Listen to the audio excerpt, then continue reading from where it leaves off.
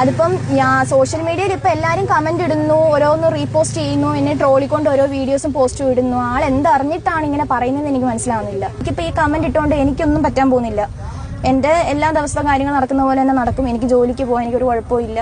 എൻ്റെ അറിയാവുന്ന നാട്ടുകാർ എന്നെ അറിയാം, ഞാൻ എങ്ങനെയാണ് ഇവിടെ ജീവിക്കുന്നത് ഉള്ളതെല്ലാം എൻ്റെ നാട്ടുകാർക്ക് അറിയാം. ഇവിടെ അങ്ങനത്തെ ഒരു ഏരിയ ആയതുകൊണ്ടിട്ട് നാട്ടുകാർക്കെല്ലാം അറിയാം ഇവിടെ നടന്നത് അങ്ങനത്തെ ഒരു കാര്യമാണ്. അത് കണ്ടിട്ട് തന്നെ റിയാക്ട് ചെയ്തെന്നുള്ളതും അറിയാം. എന്താ കണ്ടെന്ന് പറ. ശരി, ഞാൻ എന്റെ ഭാര്യയുടെ അടുത്തോട്ട് ഞാൻ തലവെച്ച് ഇങ്ങനെ കിടന്നപ്പോ ഈ വീട്ടിലുള്ളൊരു പെങ്കൊച്ച് അത് കണ്ടിട്ട് പറയുക ഞങ്ങൾ ഇവിടെ വേറെന്തോ കാർ ഒതുക്കിയിട്ട് വേറെന്തോ പരിപാടിയായിരുന്നു. ഇവള് ഭാര്യ പറയും ഞങ്ങൾ എന്ത് ചെയ്യുന്നുള്ളത് നിങ്ങൾ പറയും. അവള് കണ്ട കാര്യം പറഞ്ഞു എന്ത് ചെയ്യുന്നുള്ളത് പറയൂ നിങ്ങള്. ഇല്ലെങ്കിൽ സൗകര്യം ഇല്ല. എനിക്ക് എന്റെ അവകാശം മര്യാദ ഒന്നുമല്ല, എന്റെ അവകാശം.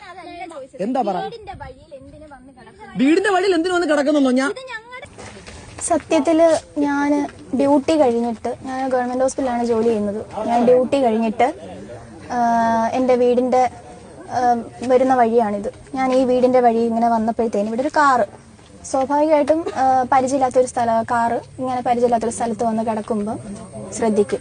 ഞാനത് നോക്കിയ സമയത്ത് അതിനകത്ത് കാണാൻ കൊള്ളരുതാത്ത രീതിക്കുള്ള ഒരു കാഴ്ചയാണ് കണ്ടത്. വളരെ മോശമായിട്ടുള്ള രീതിക്കാണ് ഞാൻ കണ്ടത്. അത് ഞാൻ വീട്ടിലിറങ്ങി ചെന്ന് എൻ്റെ അമ്മയോട് പറഞ്ഞു. ഞാൻ എൻ്റെ അച്ഛനെ വിളിച്ചു. അച്ഛൻ ആ സമയത്ത് സ്ഥലത്തില്ലായിരുന്നു. എൻ്റെ തൊട്ടടുത്ത വീടെന്ന് പറയുന്നത് വല്യച്ഛൻ്റെ വീടാണ്. വല്യച്ഛനോട് ഞാൻ ചോദിച്ചു. അപ്പം ഇവർ രണ്ടുപേരും സ്ഥലത്തില്ലാത്തതുകൊണ്ട് ഞാൻ ചെന്ന് ചോദിക്കേണ്ട ഒരു അവസ്ഥയായിപ്പോയി.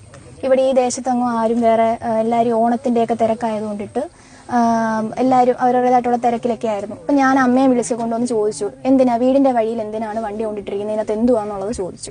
ഇത്രയും ചോദിച്ചപ്പോഴത്തേന് ആള് വണ്ടിക്കകത്ത് നിന്ന് ഇങ്ങോട്ട് ഇറങ്ങി നിങ്ങൾ എന്തുവാ കണ്ടേ എന്നുള്ള രീതിക്ക് വീഡിയോ ക്യാമറ ഓൺ ചെയ്ത് വെച്ചിട്ട് നമ്മളെ എത്രമാത്രം ഇതാക്കാവോ അത്രമാത്രം ആ വീഡിയോക്കകത്ത് മോശകരമായിട്ട് വീഡിയോ എടുത്തിട്ട് ഇങ്ങനെ സോഷ്യൽ മീഡിയയിൽ മൊത്തം പ്രചരിപ്പിച്ച് എന്നെ എത്രമാത്രം താഴ്ത്തി പറയിപ്പിക്കാവോ അത്രമാത്രം എനിക്കൊരു ചീത്തപ്പേരുണ്ടാക്കി തന്ന ഈ ബിമൽ ബിനുവിനോട് ഞാൻ ചെയ്ത തെറ്റ് എന്തുവാണെന്നാണ് ചോദിക്കുന്നത്. കാരണം എൻ്റെ വീടിന്റെ മുൻവശം ആയതുകൊണ്ട്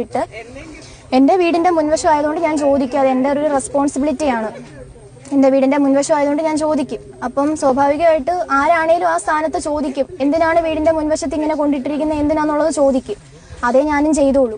അത് ചോദിച്ചതിനാണ് ഇത്രയും റഷായിട്ട് എന്നോട് സംസാരിച്ച് എൻ്റെ അനുവാദം ഇല്ലാതെ എൻ്റെ അമ്മയുടെയും വീഡിയോ എടുത്തു. ഇത്രയും സോഷ്യൽ മീഡിയയിൽ സദാചാരം അതാണ് ഇതാണെന്ന് പറഞ്ഞ് പോസ്റ്റ് ചെയ്യിക്കുന്നു. ആൾക്കാർ എന്തറിഞ്ഞിട്ടായി ഇങ്ങനെ ഒരാൾക്ക് സപ്പോർട്ട്